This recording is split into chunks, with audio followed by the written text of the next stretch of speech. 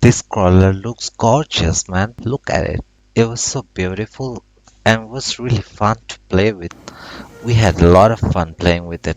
It has independent suspension and also a four-wheel drive. Easily cross through obstacles. We only used this set and the new Airbus helicopter to build this.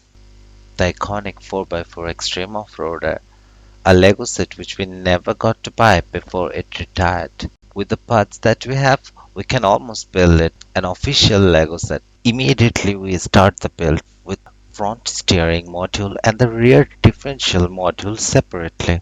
After this two module is complete, we join the two module with an L motor and few other axle and beams. We needed major adjustment since we were only using L motors. After connecting each individual motor to the hub, finally the chassis build is complete. Then we connect the Audi wheel to the chassis instead of the crawler wheel because that's what we have. Now we are going to build the outer shell which will sit on top of the chassis. The shell is full of panel pieces. None of the panel pieces colors match. This makes the build way more interesting. So many combinations. This build method is actually very different.